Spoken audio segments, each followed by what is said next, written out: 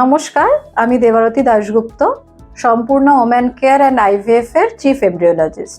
আজকে আমরা আলোচনা করব যে ল্যাবে কিভাবে ফার্টিলাইজেশন করা হয়। আপনার ডক্টর আপনাকে ইনজেকশন দিয়ে স্ক্যানের মাধ্যমে আপনার ডিম্বাণুগুলোকে তৈরি করে।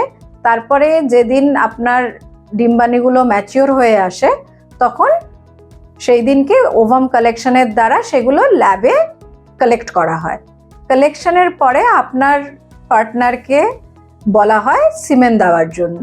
সিমেনটা আমরা প্রসেস করার পরে স্পার্ম আর এগকে মিলিত করে আমরা ভ্রূণ তৈরি করি। এই ভ্রূণ তৈরি করার দুটি প্রসেস আছে।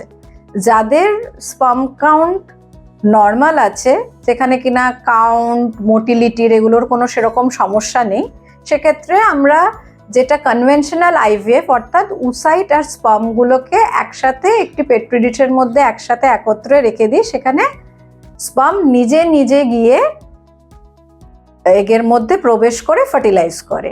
এবং অপর পদ্ধতিটি হলো ইক্সি, ইন্ট্রাসাইটোপ্লাজমিক স্পার্ম ইনজেকশন। সেখানে কি হয়, সেখানে স্পার্ম কাউন্ট বা তার গতি কম থাকার ফলে স্পার্মরা নিজেরা এগের মধ্যে প্রবেশ করতে পারে না। তো সেক্ষেত্রে আমরা কি করি, একটি একটি করে স্পার্মকে আমরা মাইক্রোস্কোপের নিচে একটি সরু ছুঁচের মতো নিডিলের মাধ্যমে সেখান থেকে বাছাই করে নিয়ে এগের মধ্যে সেটা প্রবেশ করিয়ে দিই। তার ফলে কি হয়, স্পার্মকে আর নিজে নিজে এগের কাছে যেতে হলো না। একটা নিডলের মাধ্যমে আমরা ওটাকে নিয়ে স্পার্মের ভেতরে দিয়ে দিলাম এবং তারপরে সেটা ফার্টিলাইজেশনের নেক্সট স্টেপে এগিয়ে গেল। এইভাবে দুটি প্রসিডিওরের দ্বারাই ল্যাবে কিন্তু এমব্রিও তৈরি করা সম্ভব হয়।